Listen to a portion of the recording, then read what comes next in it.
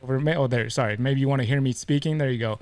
Sorry. Howdy. Welcome to the live stream. I got distracted. Mark and I were talking back in the green room for a minute, so I totally didn't mean to leave you guys hanging here past the little intro thing that I have going for you guys. But thank you guys for all showing up. I'm glad that you guys are here and welcome to the live stream. We've been having fun with these things so far. We're planning to have a lot more fun with these things going forward, of course. And yeah, I am very excited to have on the guest that I have tonight that you guys know is Mr. Mark Mandic. And without further ado, hey, you're watching Triple B TV.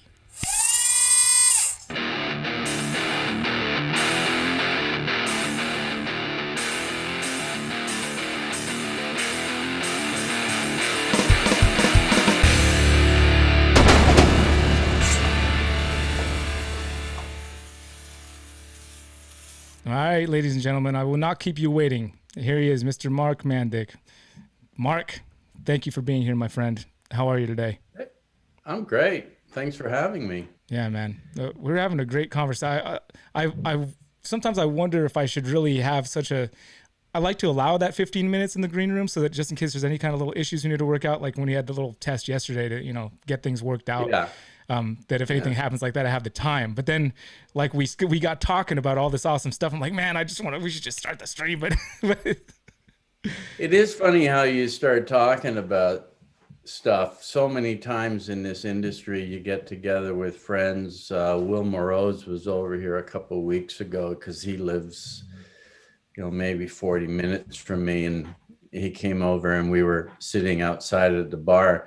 We're having a great conversation, and I'm going, this is the shit we need to be talking about to people, because we're both very enthusiastic and passionate about this hobby, and it's contagious, when it happens. And sometimes, just the off the cuff conversations are the best conversations. yeah, they are. And Will's a great guy too. I've had we had a couple times a little bit, not as long as some of the other folks I've met in the hobby, but I love Will, man. I've had some good interactions with him, the short few that I did, like when he comes to Tinley and stuff and up there as well.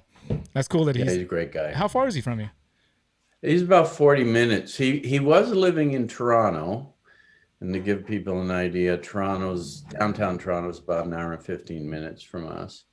But he's since moved up to the country he bought some acreage across the road from his parents. And bought, like, I don't know, 150 acres or something with a 150-year-old house, and they're renovating and having a great time. And so yeah, it's going to be super that he's close by. We can get together more often. That's awesome, man. Yeah, I'm jealous. One of the big reasons I wanted to have you on next is Coming Right Up was supposed to be the Canada show, and I was planning to come, and I was planning to come check out your place because I didn't realize you were that close, and I feel like kind of an idiot for not making it there last time. That's so cool. I guess our schedule was kind of jam-packed, I guess, but I'd really love to come up and check out your place, man, and I'm bummed that it's not happening this year.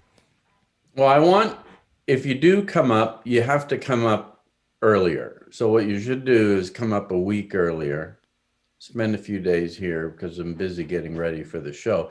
After the show is really difficult because, it's a busy show and unpacking and whatever.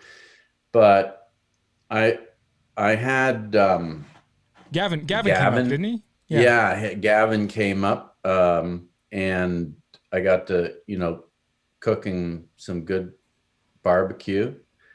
And I love to cook, and that's what I try to do for everybody that visits, is do some cooking, because I've got a cool little cook area outside that I made, and I love it. I love food. I love cooking outside and eating outside. It's a whole different dimension. Yeah, I've got some photos pulled up right now of your little outdoor oasis there. It looks like it looks like you're in Hawaii almost. We were talking earlier about how it was one of the few places you haven't been in the world yet, but you managed to create kind of a little Hawaiian or a little tropical oasis type of place there. Is that what the rest of the landscape looks like around the house, or is that just? Yeah, it's all very, very natural. And, we had a wedding here 3 weeks ago. My daughter got married in the backyard. and it was a magical event. We had 50 people, just under 50 people. But when the people arrived, the comments they made about the trees and the nature and whatever. And what's interesting is I've been here for 32 years, 33 years now. When I moved here, there wasn't one tree on the property. And most of the trees are wild trees, because I really didn't have a lot of money after I bought this house. And I would go into the woods and I would find little trees and dig them up and bring them back to the property. And now there's hundreds of trees. And we have a tree called a sumac that's very tropical looking. And it just, it provides a beautiful canopy and a beautiful backdrop. And it's just nice to be surrounded by all this nature. Yeah, no doubt. That looks, I mean, that looks amazing. I'm kicking myself for having not come up there. I love places like that, just to be in a zone like that. I live for little places in the world like that, man. So it's amazing you've created that spot for yourself. I can't imagine. Well, at least you had that nice place. You guys are probably itching to travel. We were talking about that right before we got started, Yeah. like not being able to travel. What was the last place? I know you guys get around a lot. For those guys that don't realize, Mark travels all around the world, and you guys have been to the most amazing places. Where would you be going if you could be going right now? Well, the last place we were at, and we talked about this when we were off camera, the last place we went was Egypt. And we love to combine adventure, history, not your typical resort type stay or fancy hotel type stay, vacations. And Egypt was off the charts. I mean, nothing in the world compares to Egypt when it comes to history and relics and temples and tombs. And, when you could walk into King Tut's tomb and see King Tut, Tutankhamun laying there, unwrapped from the mummy. I mean, it's pretty impressive. And it's so hard to, describe, but that was great. But, some of our favorite places, Morocco was amazing. We rode camels through the desert. I sent you some pictures of me walking up a sand dune. Oh, yeah. I've got that here. I'll pull that up actually. And the reason I sent that to you was I use that as an example for many people. And it can be used as an example in the ball python industry, where a lot of people go so far and then they stop and they go, this is good enough. And the story behind that walk up to that sand dune is we were in the Sahara Desert and we rode camels for about an hour and a half into the desert, and we were surrounded by these massive dunes. It was surreal. I mean, I was dressed up in my Arab costume and whatever. And so we're riding through and we get to this camp, and it's at the base of this massive sand dune. And our guide said, you can walk up to the top of that sand dune right there and you can watch the sunset.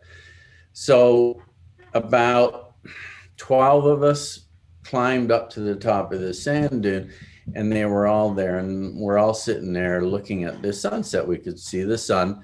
And then I looked up and I went, that's a bigger sand dune up there. I wonder what the view is like from up there. And I said, everybody, do you want to come up? And they went, no, we're good here. And I come said, up with you, okay. Mark. I promise you I would. Right, I know you would have. Actually, you would have gone first. So I walked up, and when I got to the top, the view was like 10 times better. It was unbelievable. The desert just opened up, and I should have sent you a picture of the view. So I yelled down to everybody. I said, you got to come up here.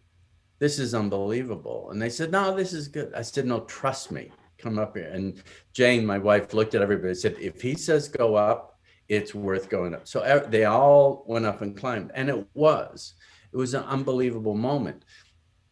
And you could tie that in with the ball python industry. I was gonna say it sounds a Okay. lot like your story. Like that first interview I did with you, we kind of touched on that, like Yeah. how everybody was telling you that it's over. Ball pythons are done. Like you don't want to get into ball Right. pythons right now. It's not the Right. time to do it. And you're like, no, Right. I think I see something there, and you went for it, and look where it's got you. Well, it did. But what I've discovered, and I keep discovering in this industry, is it's not what you're going to produce next year or what you're going to produce this year, because everybody says, yeah, you think this year was good? Wait till next year. Next year's going to be amazing. And everybody thinks, yeah, it can't get better next year. Well, it will get better. And will. So instead of looking, 1 year ahead, I'm looking 5 years ahead right now. I am getting stock that I want to produce in 5 years. Because if I have a female now and I breed her at 3, and yeah, you can rush them or whatever. Some you can breed early or whatever. But let's just say on average, you can breed them at 3 years with a very consistent success rate. Well, some of them don't go. So now you're at 4 years. And the question is, do you want to also be owning that female or that male 5 years from now? So everything I hold back is not a short-term project. Everything I hold back is a 5-year plus project. So yeah, you can stay down here and see the view and it's pretty damn good. But boy, if you just go that extra mile and you look ahead, way ahead, and you go and you do it, it's amazing the rewards that come your way.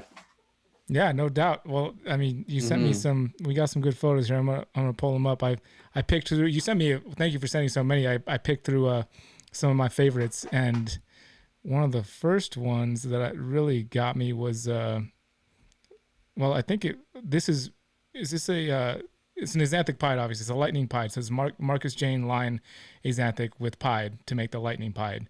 And it's a bigger animal. This is this like one of the OG lightning pieds, or? It's the OD lightning pied. Oh, okay. When I said OG, I meant like the original one. But so this is a female? Male. Oh, it's a male. Is breeder. Yeah. Wow. Yeah, I didn't use them this year. I went very long this year, meaning I went for longer odds to produce animals I've never produced before. I mean, I could have gone short and produced a lot of lightning pies, but then I would have just been producing lightning pies or OD lightning pies. But I really wanted to produce the pastel calico Axanthic, which I sent you a picture of. And I produced. Yeah, I think that's it. Well, there's two Axanthics that you sent me pictures of. There's one that looks like it's maybe like a super orange dream calico Axanthic, and then there's one that's maybe a firefly. Yeah, that's just pastel calico Axanthic. Really? There's no orange dream in that. Once you pop orange dream in that, it's gonna be crazy. And what's the second one? Because I put two Axanthics here, kind of rotating. Might be just a pastel Axanthic. Okay. And then the one with the calico just makes the sides. They all that. Yeah, I know. Just became one. Yeah. So I was really excited about that project. So I went with some long odds and I got that. I was hoping to produce a super GHI Axanthic, but I didn't. I had 2 shots at it. I ended up producing another GHI Axanthic, which is amazing. I didn't send you a picture of that, but they're just beautiful. I produced a black pastel leopard. So basically a black pastel pewter leopard Axanthic. Wow. So I produced some nice Axanthic stuff this year, which again, will be the basis of moving forward, because, you can go to a show and you can have 10 lightning pieds on your table, or you can go to a show and have, 30 different Axanthic combinations on your table and blow everybody's mind. And that's what I want to do. You definitely blow some minds at the show. I got a question: Is the lightning pied? Is it so? It's technically a Markus Jayne line Axanthic pied. Yes. And so if you're doing Yeah. like TSK, it's not technically a lightning pied if it's not. It's not a lightning pied. A lot of people call them lightning pies. They're not a lightning pies. Lightning pied is a Markus Jayne Axanthic pie And ball. you were the first to do that combination. Yes. Hands down. So you kind of own the rights to do that. So Yeah. I would say so. Yeah. Your show game is next level. I don't know, people who haven't been to the shows in Canada, to your show, there's something special you do. Do you care if I give away a little bit of your trade secret? Okay. No. The way that you put that mat, those little mats that are made for standing for a long time along your entire booth, which is a pretty lengthy booth compared to some of the other booths there. You got that little 30 mat. feet. Yeah, it's that mat. It's like people they're standing all day, you stand on those mats, and it's like it's there. You kind of, I didn't even really notice it at first. I didn't really pay attention, but it was comfy. It makes it real easy to stand there. You got the gorgeous snakes to look at while you're standing there, and then all of a sudden you've been walking around on cement, and then all of a sudden you're like, oh, this is nice. I think I could stay here for a little while. Actually, wait a minute. How much money do I have in my pocket? Yeah, and it genius. works. It's just, it's a very subliminal way of, look, anytime you want somebody to buy something, the first thing you have to do is make them comfortable. So that's why when you go to like those high-end galleries and stuff, they sit you down in a nice comfy chair, get the lighting right, bring you some wine. yeah. I'm not going to do the wine, but it's I want people to feel comfortable when they're standing there looking at my snakes. And I also want, when you come to my table, that it's just color. There's not a lot of, but this has this gene, this gene, this gene. If you do this, I don't want to get into that. I want people to go, okay, that right there, that's what I want. Yeah, color like this thing. Was this like some kind of super orange dream calico? The pink and oranges that are coming up the side of the snake. Oh, geez, that's a super orange dream calico ghost hypo. Oh, the hypo. That's it. Man. So that snake's just going to get better and better. It amazes me that hypo is not as big as it could be, because the thing about hypo, like, it looks great now, but it's just going to continue to look better and better as it gets older, right? And it's the amazing thing that hypo hasn't taken off more than it in my opinion should be taking off. It's somehow underrated. I don't know why. Maybe because it's not as impressive as some of the hatchlings. But like you said, when they age, then they get better and better. Like a desert ghost. They do. And when I first got into the industry and I was buying snakes back in 2000, I talked to a guy named Doug Beard down in Florida, and I said, okay, Doug, if there's any main genes that should be in the collection, and even then hypo was underrated, and he said, you got to have ghosts. And Ian from Outback Reptiles, he was bringing in he had some of the best ghosts in the industry. And there were a few people and there were, good ghosts and ghosts that weren't that great. Green ghosts, yellow ghosts, orange ghosts. And I had a clutch today that I was cataloging, and I'm looking at it and I'm going, well, this is definitely orange dream ghost, but it's green. And what it was the mother was green, the father was an orange ghost. So, and then its full sibling is bright orange. Like it's unbelievable, the difference. So you have to, pick the good ones as well. And I feel I have some of the best lines that I started collecting back in the early 2000s. So green and orange are compatible? Oh yeah, they're all compatible. Oh, they're all compatible. That I know. Going around. At least I'd heard in some forums or something that some of the lines weren't compatible. Maybe that's not accurate, but. Well, maybe I haven't encountered that anywhere, but green, orange, yellow, all compatible as far as I know. Yeah, and the ones I'm working with. And Ian brought in the majority of all those different lines of hypo. That was all Ian bringing those in? Yeah. The orange, for whatever reason, the orange ghost seems to be the most common line of hypo out there. Definitely. Do you know why that is? Definitely. Well, I think, orange is a great color, and people gravitated towards more of the brighter, snakes. And, orange is king, my friend. Yeah, well, I mean, this was the most orange shirt that I own. I put this on Okay. purpose. Okay, I know that orange All is your right. Well, I thing, and appreciate that. Yeah. Yeah. You know why orange is my thing? no, I don't think we got into that last time we sat down and talked at all. I don't think. I, are you familiar with imprinting? Like when a chick imprints on a mother hen type of Yeah. imprinting. Yeah. And, imprinting, you can imprint when baby foals are born, horses. I used to work in the horse industry, and you do certain things with them before they even stand up. Then they get used to that. Like you can grab their hooves and kind of hit their hooves so they get used to, a blacksmith and this, and you can touch their ears and whatever. But we have all been imprinted through generation after generation after generation. And the most familiar color that is imprinted in us is orange. Because orange is the primary color of fire. And fire is the oldest thing we know. We're all familiar with fire.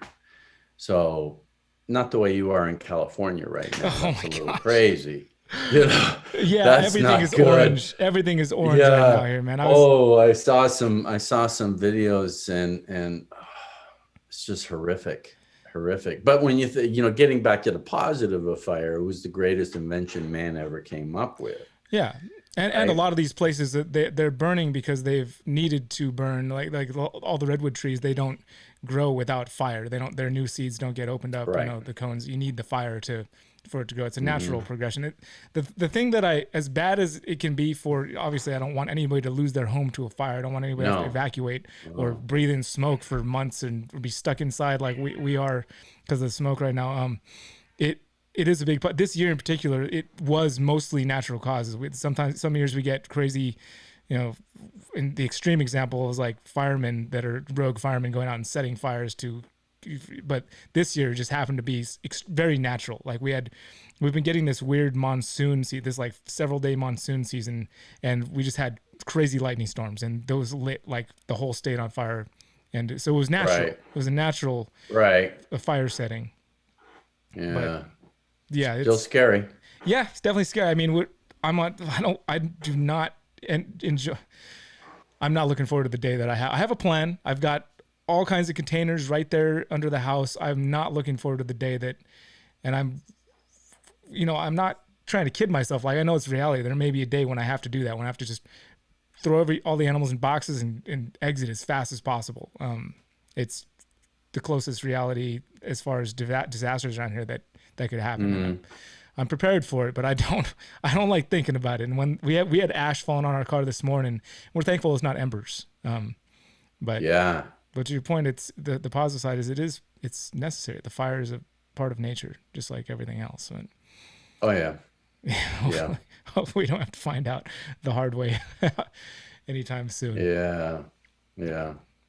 It's been. I feel like the fires are actually making me experience what other people have been experiencing as far as like with the COVID stuff and being stuck inside in the cities when they're on quarantine. Because we generally were able to do mostly our normal life because we didn't see a lot of people anyway, being where we're at in California. Yeah. But with these fires and school just starting, all our kids here are doing homeschool, so everybody's home doing school. My wife's trying to get one kid on one computer and the other kid on the other computer while our 2-year-old is running around causing mayhem in between both.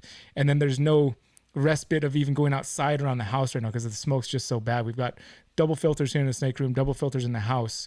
And we're just we went out. There was we did have a little respite the week previous where it died down for a bit, but it's come back up. There's a lot more fires burning again. And we basically are inside. So we're kind of feeling now what people have been feeling like beforehand when they were stuck inside some of these cities. I can relate to how much as it's not enjoyable.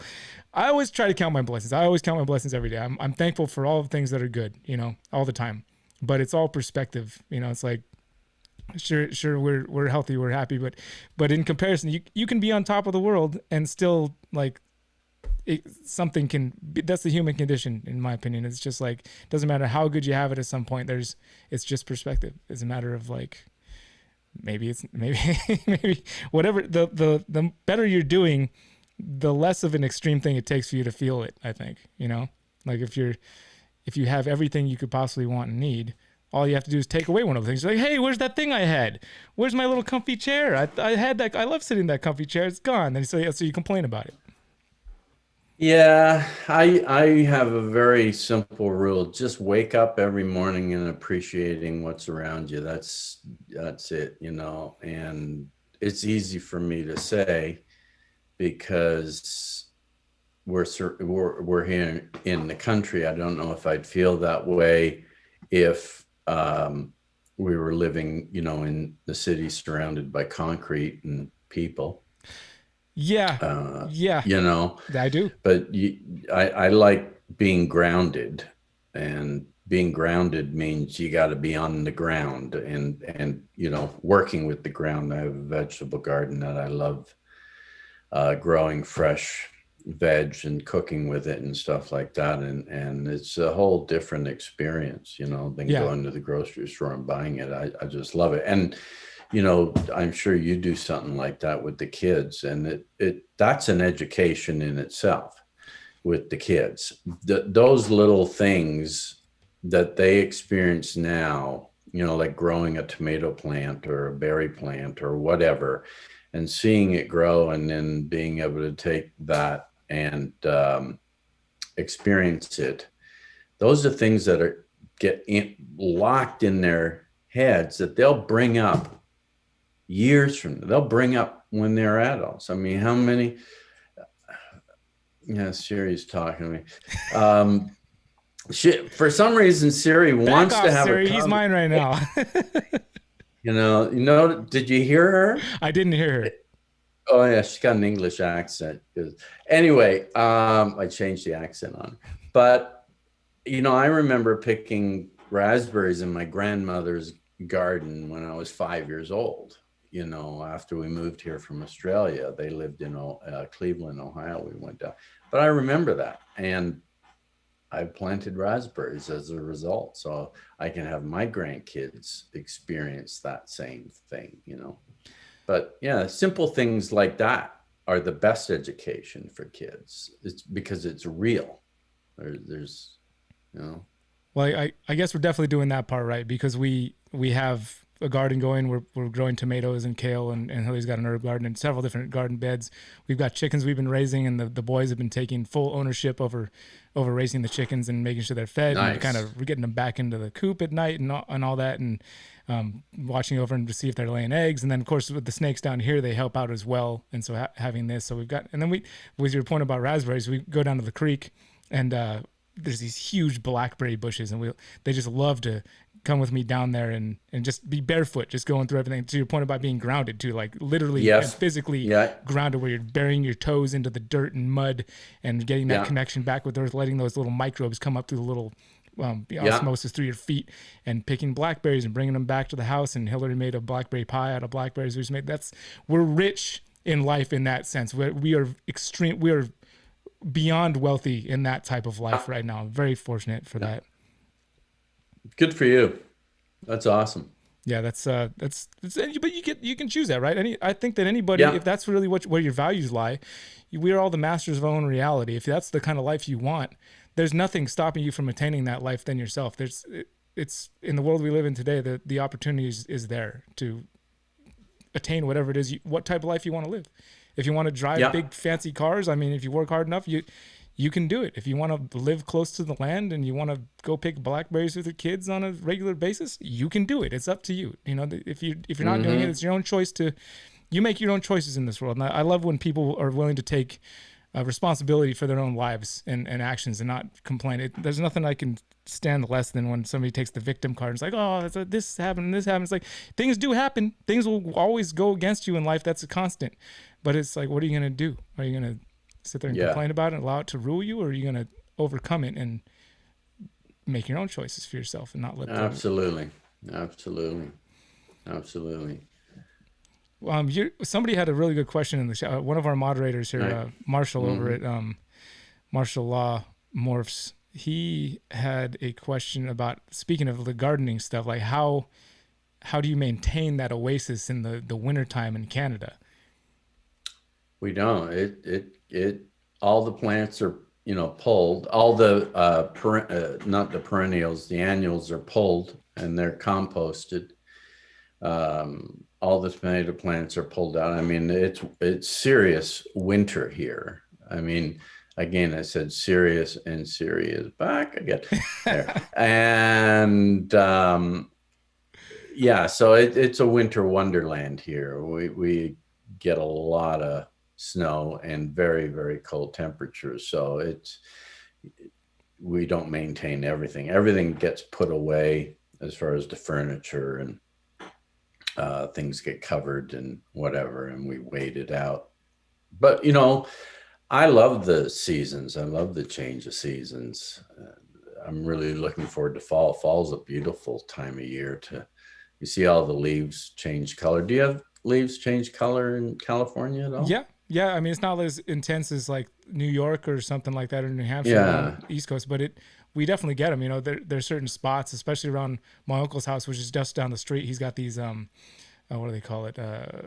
Golden, oh no, I can't remember the name of this certain tree, but yeah, we get different trees turning yellow and red. We get a lot of that around here. A lot of oaks right here on this particular property. So not as much of that happening right here around the house, but there is a tree right out the window here, and there's that does change. So how much land have you got? We're on about an acre. Okay. Yeah. That's what we're on, an acre, and I have another 4.5 acres behind us that I purchased. Okay, I was gonna say it looks bigger than that just from those pictures, looking out across that one spot. But no, that's I snow blow it in the wintertime. I snow plow paths for walking and stuff like that. We can take the dogs back there because we have 3 German Shepherds, so make sure that we get them out and lots of exercise. Oh yeah, the dogs. You sent me some pictures of the dogs too. Dogs are a big part of your dogs are a big part of your life over there, are they not? I mean, I feel like I've seen them at the show. Didn't you bring dogs to the show, or am I making that up?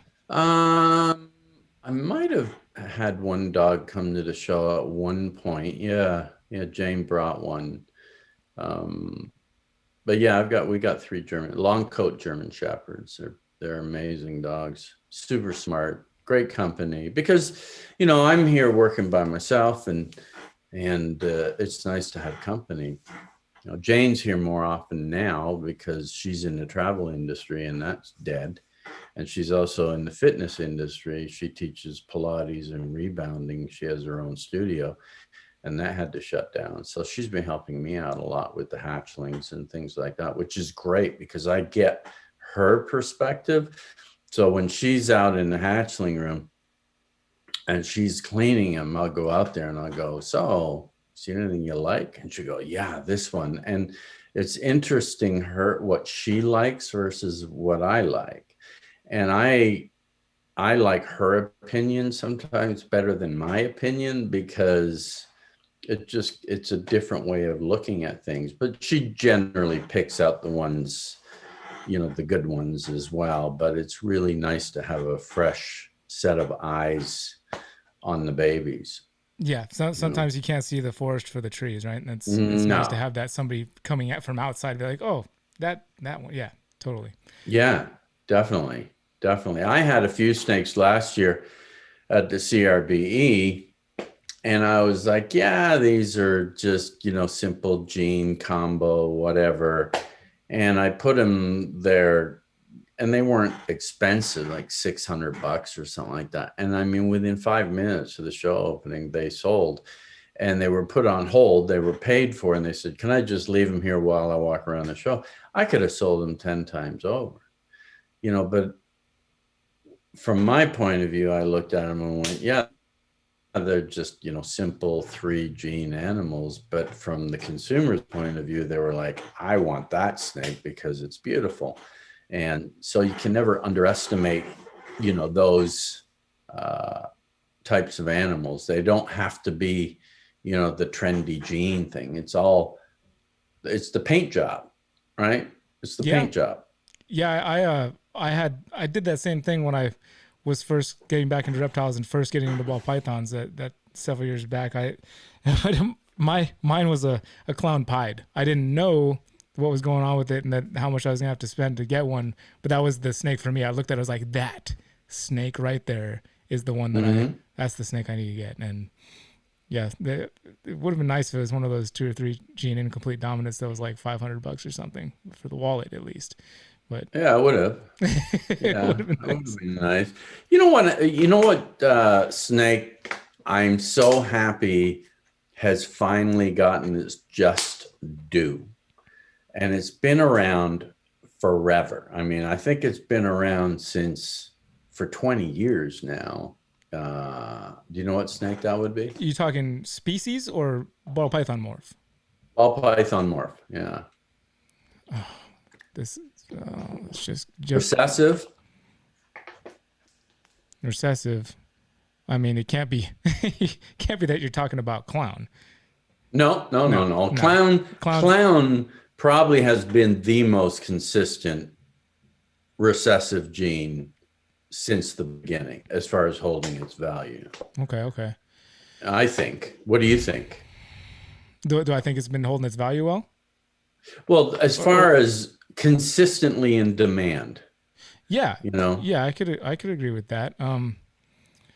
We got a guess here in that you know pear tree pythons, I believe. Yeah. He's guessing ultramel. Don. Is he right? No, the ultramel hasn't been around since the early 2000s. So okay. Because the caramel was out, and then I believe it was Noah that came out with the ultramel many years later. Gotcha. I haven't been in ball pythons long. This is like my 5th year in ball python. So I've read books and stuff, but I don't retain everything. I've learned that I do have a severe case of CRS many times, but I think one that's just anybody watching have any guesses on what the we've got some guesses out there. We got guesses of Axanthic. We've got guesses of albino, which personally, albino is just still. No, I feel bad. It just never has really done anything for me, albino, unless you get it in like black pastel stuff. But albino was the original recessive that really launched the ball python industry. I mean, Bob Clark, is the great grandfather of the ball python industry. Introducing the albino is when the money came into the industry. So yeah, it great snake, but. No, it's not the albino. So we've got, but there's a lot of guesses pouring in. It's got to be one of, there's only so many recessive ball python genes, so it's going to be one of these. It's got to be. We've got a genetic stripe, hypo, lavender, tri-stripe, desert ghost. Desert ghost. That's the one I was gonna say that. I'm not. Desert ghost. It was an uphill battle with desert ghost, trying to get people. Because desert ghost was a nice snake on its own, but boy, with some of the combinations that it's coming out with now, the desert ghost is just mind-boggling. Do you think that some of the reason that it was hard for it to take off was because it was so closely named with desert, which was obviously something that had lots of issues? That was a big, just straight marketing and terminology, right? Huge, and also it's not a ghost, right? I mean, if a ghost you can buy for whatever, like we talked about it earlier, not a snake that gets a lot of respect, but anything that you put ghost in, like the Orange Dream, is off the charts. Okay. And I mean, I've got some super Orange Dream piebald ghosts that are crazy. And Oz produced some this year that are just mind-boggling Dude, good. Ozzy's been producing some gnarly stuff this whole year. His year it was Phenomenal. crazy good, Phenomenal. crazy good, and well earned, well deserved. I mean, it's not like it's like, wow, you really lucked out, Oz. Oz doesn't get lucky. Oz just works hard. He's a smart. He has great vision. He's a smart guy. He's a smart business guy. Everything he's produced, he's earned. Same as Justin. Justin has incredible vision. For that top sand dune. Yeah, that was fun to see all you guys up when we came to the when I first came to CRB. Yeah. We got to watch you guys kind of have that powwow of you and Brian and Justin and Ozzy and all you guys up there. That was cool to be able to witness that and see that in person. You guys having that little conversation. I love that, man. It was fun.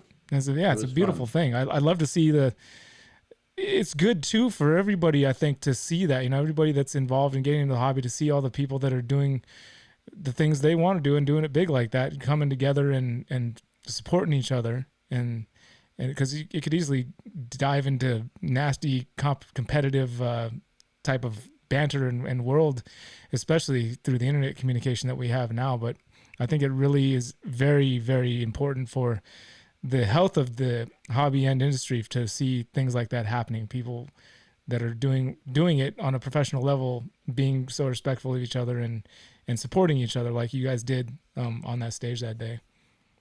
Well, I think it's become more professional. I think that if you look in the past, there were some nasty things going on the internet, and I think the forums played a lot of part in that. And there were some great forums, don't get me wrong, but there were also cliques and teams and this and that, whereas now I think the industry has evolved and become far more professional. And we realize that we're stronger together than stronger apart.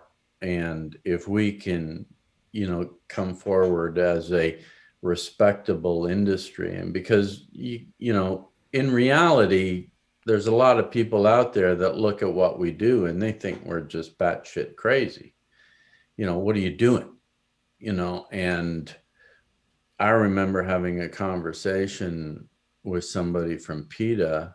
I was on a plane flying to Mexico to meet my wife. She was already down there. She'd been down there for a week. I couldn't go for that. So I was going down for just 1 week, and I was sitting next to this woman and her kid on the plane. And we were having great conversations until it came to, so what do you do? And I said, and she lived in New York and she worked for a agency, I don't know what, a promotion agency or something like that. They all do. Anyway, I said, well, I breed snakes. And she said, well, I'm a member of PETA. I said, well, good for you. Is that the first thing she said? Yeah, she says, I'm a member of PETA, and I think all animals should be wild, living in the wild. So I said, have you ever been in the wild? And she said, what? I said, you live in New York. Have you ever been in the wild? Have you ever been in Africa to see where these ball pythons live or any wild animals live or anything? Have you seen that? Have you been there? She said, no. And I said, so you've never seen a ball python come out of the wild that's infested with mites and covered in ticks, and it's got bites all over its body, and, it's starving, or whatever. And she said, no. And I said,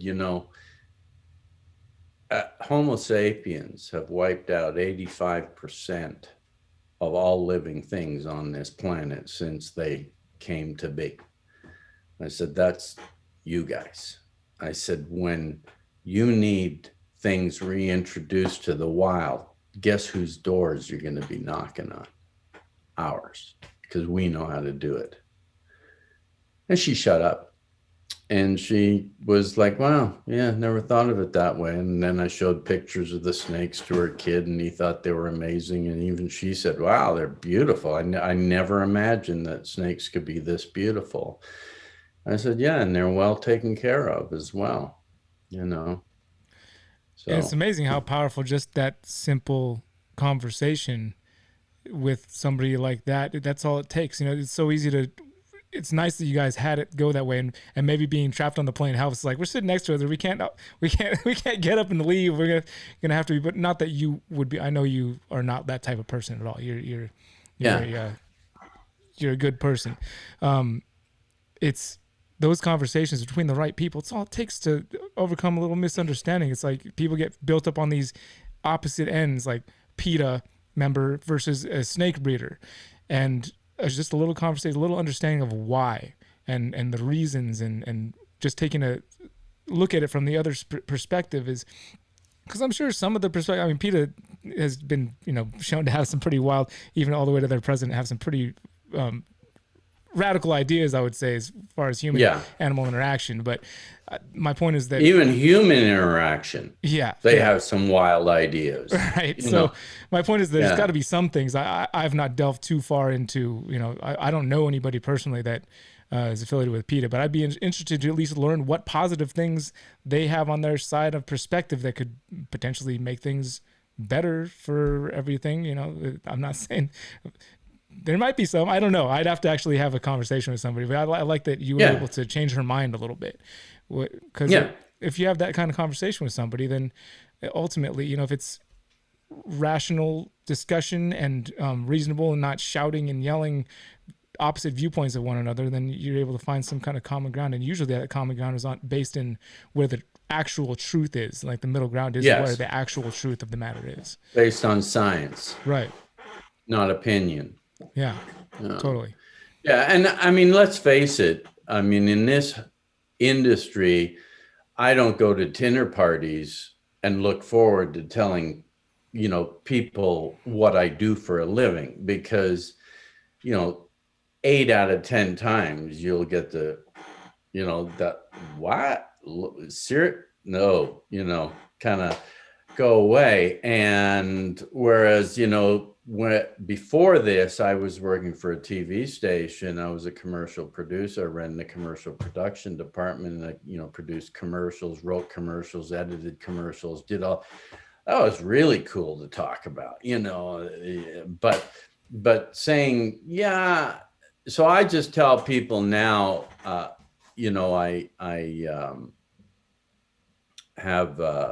breed snakes, and they say, is there anything else you do? And I say, yeah, I make ladders. And they go, oh, snakes and ladders.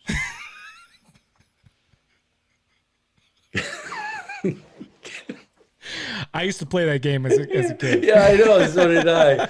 So did I. But if I tell them I work with snakes and rats, they think I'm a lawyer. So I don't know. You can't win. You can't win. Also, the Right? ladders is just to kind of throw some balance in for the Yes. snakes, even though it's not true. It's just to watch it go right over their heads, and it breaks the ice every time. But it's fun. But you know what? If you can turn people, if you can, because let's face it, we're not. I don't know what snake breeders look like, but I don't think people would watch me walk down the road and go, I bet you that guy's a snake breeder, right? That's not gonna happen, you know. Yeah, and that's true of a lot of folks in this Yeah. hobby and industry. That very true. Oh, absolutely. When Tinley first started, actually it was Daytona. Every Daytona, Brian Barczyk would take like 30 people out for dinner the last night of the show, because Brian Barczyk would make a shitload of money at that show. But he was a very, very generous individual. And I forget the Adams Market was when I was going down there. He still And is, man. He's still very generous in my experience. I love Brian. And there'd be this big table, and it would be all different snake breeders. And that's where I met Oz. I sat down, it was at one of the Tinley dinners, sat down, and Oz was sitting beside me. And that's the first time we met. It was, I don't know, 2002 or something like that. And we've been friends ever since. But you look around that table, and there's no way you would peg any of those people as you would believe them if they said, yeah, I'm a snake breeder. And at that point, Brian, he had more snakes in one aisle than I had in my entire facility and most people's facility. I mean, it was crazy. But that's what's beautiful about this industry, is that the diversity of people. Yeah, the diversity of people. And there's some just absolutely amazing people in this hobby. There are. You know, I've been touting that since I spend time. yeah, I've been touting that since I found it, man. It's been the most amazing people per capita of any kind of other community I've been part of ever in my life. The solid Well, if people. a snake breeder isn't open-minded, who the hell is open-minded? I mean, really, you think about it. I mean, we're working with rats and rat shit and snake shit, and I mean, and what a great. I mean, we talked about this earlier, and we should bring this up again. But what other industry gets you that excited to get up every morning other than this industry? And I'm talking about this part of the season, right? Right. Not the breeding season, but when the eggs start getting laid and then the eggs start hatching. So now you got eggs still being laid, eggs hatching, looking in those eggs, right? And you can see there's something really cool in there as they're moving around. You know, I'm not a cut fan at all, just not. You have to wait for them to crawl out afterwards, anyways. Yeah, you can't really see them, anyways. Nothing's gonna change. You could do more damage, and it's not that I'm opposed to people cutting their eggs if they want to and have a sneak peek. Problem is, it's getting earlier and earlier and earlier, and when you get emails from guys saying, yeah, I just lost 4 really kick-ass snakes in my first clutch. Only 2 survived, and I cut them at day 45. And what, you feel sick about it because there's no reason those snakes should have died, right? But it's just so cool to get a glimpse of everything. And then when they come out and you get to see the full paint job, and then you're waiting for them for that first shed, and it's just so bloody exciting. I can't stand it. You're actually the first person that got me on that level. The first time I saw you was on a video, and the folks that are watching that, there's a link down in the description for a link to this video if you want to watch it too, if you haven't seen it already. It was when Graziani and Kaufman and McCurley all came out to your place. Python Hunters invade Markus Jayne. That was the first time I saw yourself, Mr. Mark Mandic, ever anywhere. It was on that video, and you were talking about that same thing. It's like what else? You always have something to look forward to. It's like there's always something, and if you need something to look forward to, this is like one of the best things. It's like every day is you're waiting Christmas. Like you're counting down the days. Like it's gonna come, and then it doesn't just show up in the morning. It's like it catches you by surprise. Like, oh, I thought it was coming this morning. Maybe it'll be tomorrow. Yeah, but it's like, not just in the morning. I mean, it's pretty exciting to get up in the morning to see all this, but then you're going and checking at 10 and at 12 and at 2 and at 5, and just before you go to bed you're checking, right? And you just never know what you're going to see, and you know what's going to pop its head out. And I don't know, try and find something better. Let me know. I haven't found. Can you come up with something? No, I'm not going to try to. There's no reason to try and do that. No, there isn't. And that's what keeps me going. A lot of people, like, I'm 63 years old. I know I look 40-ish, but I am 63. And a lot of people say, you know, when are you going to retire? And I say, never. Why? Why would I? I mean, I might scale back, and I will scale back. I mean, I scaled back this year in breeding, you know, in the number of clutches that I did, because I'm producing more quality now as years go on. But I mean, I had to, in the last few weeks, figure out all these clutches and ID all these snakes. And the fathers have 3 genes and the mothers have 3 genes. And there's all this. Do you know how much exercise that is for this brain up here? I mean, it right. And that's what you got to do. You got to keep working that noggin. Yeah. And if you don't, you die. Yes, absolutely. Use it or lose it. Right? It rhymes and it sounds Absolutely. nice, but it's true. It is true. Absolute it's truth. So true. And it's not getting easier to pick these things out. It just isn't. You know, it's not like, well, I bred an albino to a head albino and I got 3 yellow snakes and 3 brown snakes. What do I got? Those were the days, right? That was pretty cool.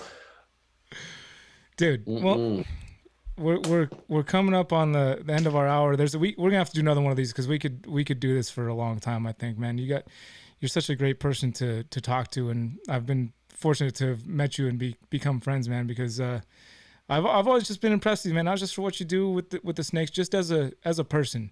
I didn't bring up this picture before, and we talked about this the first time I interviewed you a little bit. But when you go out and travel the world, it's not just you don't just travel the world and see things. You go out and you take part in the communities that you. I'm pulling up a picture right now. You standing with a bunch of kids in front of some kind of wooden structure here. That's in Cambodia. Cambodia. So you don't go like you're not your average tourist just going around to these places in the world and checking places out and be like, oh, that's cool, and taking some pictures. Like, you go in and you immerse yourself in the culture of the places you go, and not just immerse yourself in the culture, but you help out with the culture there in any way you can when you go. I just love that about you, man. It's so inspiring that you do things like that. It brings a lot of joy, you know, to have the opportunity to do things. And it doesn't take a lot, because, you know, some of these areas are just so poor.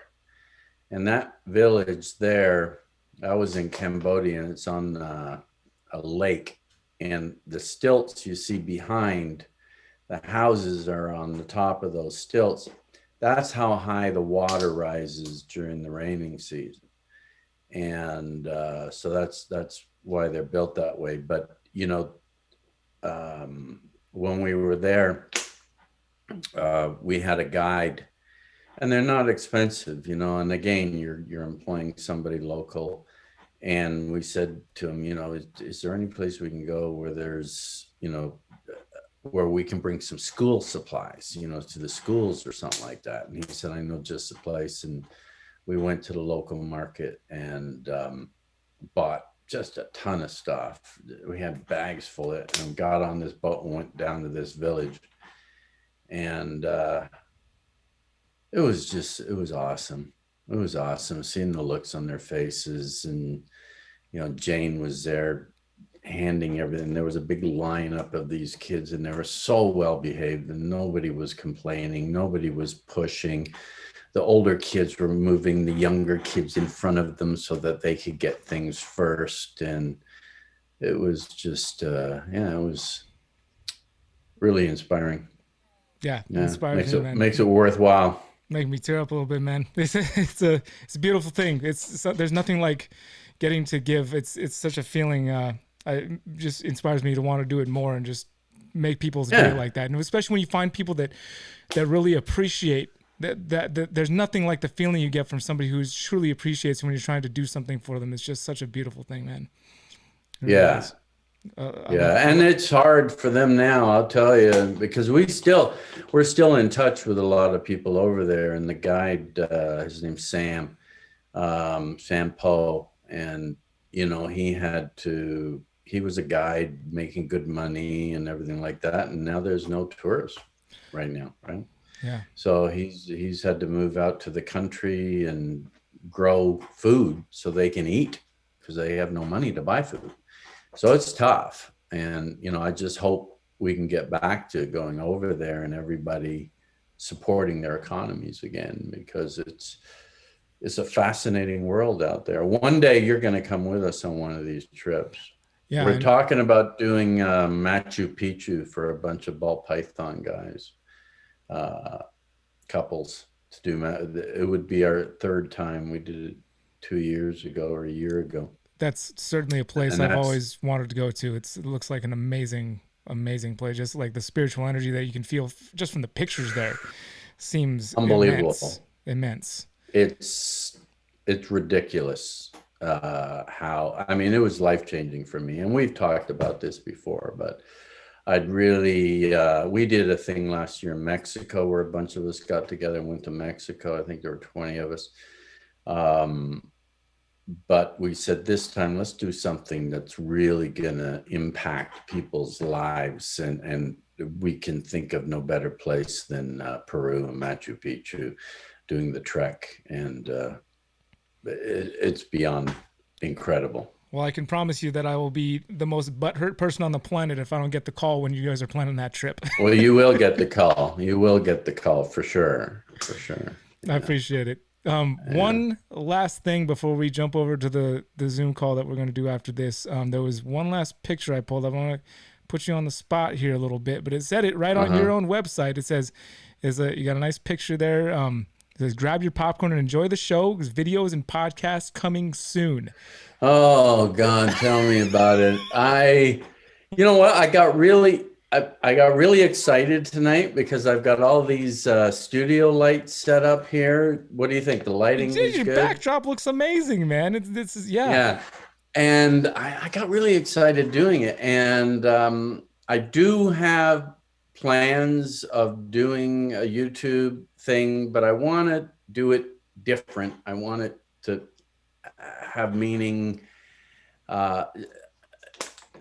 special meaning to me as far as how it's presented.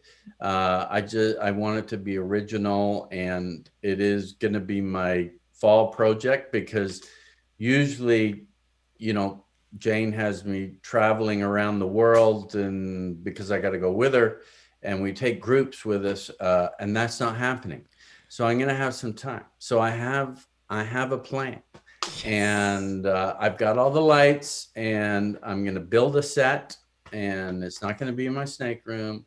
It's going to be a set. And so I can promise you that there will be something coming in the new year. Yes. What a great way to end the lot. Yes. Thank you. I'm so glad that you just announced that, because that's fantastic. I was hoping I wasn't hoping. I was thinking maybe like, oh yeah, I know I've had a website for a while. It's not really, but no time like the present. This is the time to do it. Like you said. Yeah. Yes.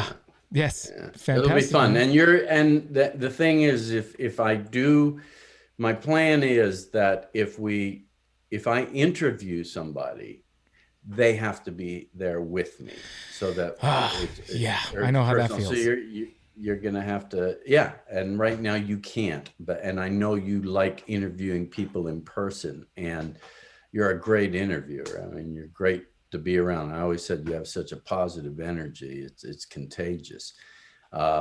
So yeah, you're gonna have to be prepared to come to Canada in the summertime and hang out, and it's just not gonna be looking at snakes. We're going to be cooking food and enjoying some great food, and getting out into the nature and seeing some really cool things around here. I'm excited, man. Yeah. I'm excited. Yeah. So, but there will be some, somewhat decent snakes to look at, I think. Maybe. Yeah. I would assume. Just a few. Yeah. Maybe one or two right now. Yeah, and I want to get Jane involved as well, because she's great. Yeah, she's awesome. I love your wife, man. She's a fantastic lady. Yeah, absolutely. Well, thanks, Mark. I'm gonna do a little sign off here, but I'll see you over on the Zoom call in just a moment. But thank you for giving us your time and just being an awesome person. Anytime. It's been my pleasure, and thanks for everybody for stopping in and listening to us two talk. Yeah, man. All right, Mark. I'll see you in just a moment, my friend. Okay. Well, guys, I think we can all agree that was a fantastic live stream.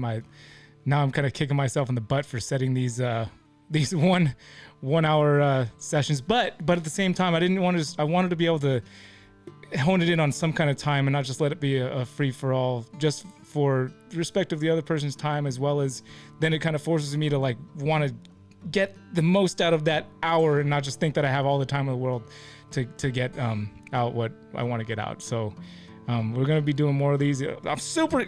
Mark's gonna start a channel. That's the best news I've heard all month, man. Whether Mark's gonna start up a channel and knowing how much production quality he's gonna put in, just like how much time and thought and effort. So you guys know that I'm gonna be announcing the next guest here in just a second, as soon as this little outro comes through. Which I need to figure out timing for it because it's on its own timer. I don't know when it comes in. It just surprises me every time it takes over. But big thank you to Mark. Thank you to you guys for coming in and participating in the streams. Many, many more to come. And I would like to get back to them in person, but until then, we're going to be doing these live streams. So I hope you guys are enjoying them. And yes, I timed it right. All right, you guys ready?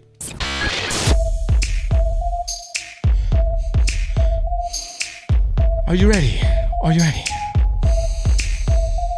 Mark Mandic pied an Axanthic. Lightning went boom and the people did a backflip. Made his mark with orange, slammed it like a door hinge, then went on a morph binge, always evolving now. My next guest probably couldn't pass a drug test, and his short tail game's becoming one of the best. Luck of the Irish and down with the woo. Lays down the ink, a real music man too. Not enough, that's rough, tough stuff, no bluff, pass puff. And go ninja, go. Say hi to your mom and your sister for me. Until next week on Triple B TV. Whoa! Can you feel it? Can you feel it? Thank you guys for tuning in to the stream tonight. I appreciate every single one of you guys. Thank you, Mark, for spending your time with us, and we're gonna keep these things rolling, man. Thank you guys again. Thank you. I can't thank you guys enough. It's always a lot of fun here, and I'm gonna be doing a live stream on Friday on the vlog channel, Cusco Uncut tomorrow on the vlog channel, and damn, guys, that's it. We're out. Bye.